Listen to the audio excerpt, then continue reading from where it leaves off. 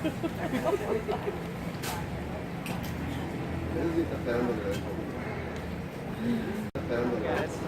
on an island called Española. It's in the southeastern corner of the Galapagos Islands.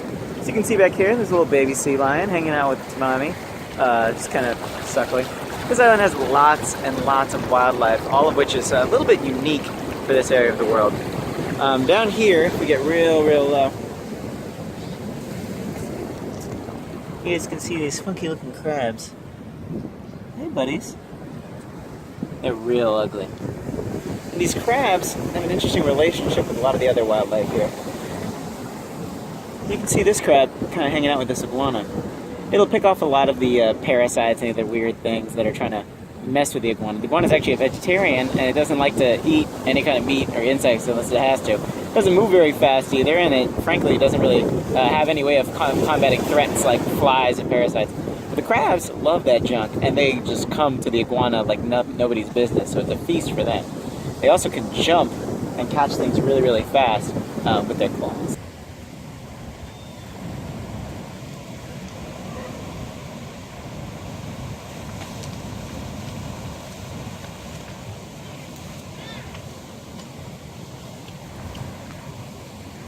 I don't want to get so close that I bother these animals, but what you're seeing right here in the sea line that's behind the first one is a really good example of mutualism, a type of symbiosis where two animals help each other.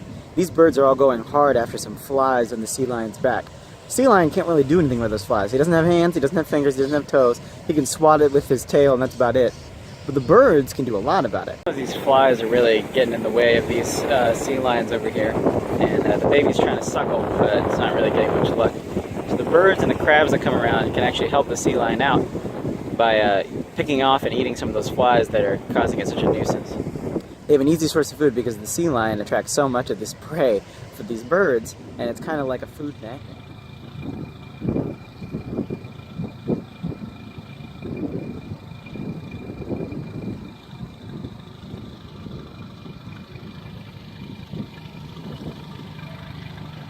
Birds behind me that are all flocking around are called frigate birds, and they fulfill an interesting niche in the food web. They're called kleptoparasites because they basically can't swim and can't get their wings wet, so they steal from other birds and fight them in midair once they do the fishing for them, and then take their food by making them throw up or by killing them. So they're kind of jerks, but you know, everyone fulfills their role.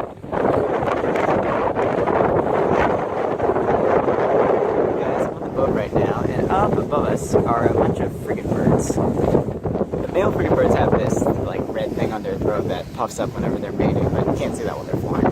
So we were trying to figure out why they were flying along with the boat. And basically, like a lot of birds and a lot of other animals, they like to use as little energy as possible so they can conserve it for finding food and mating. So because they're kind of lazy and want to keep that energy, they use the air current created by the boat to make their flying a little bit easier.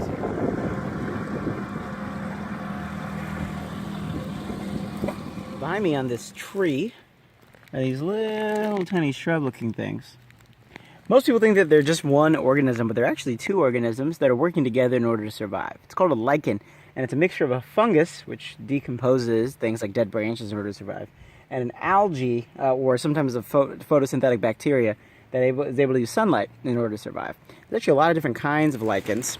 The more complex ones, like this leafy one here, are able to actually consume some of the less complex ones, like the little like flat scabby ones that look like the tree had a cut and it just covered up.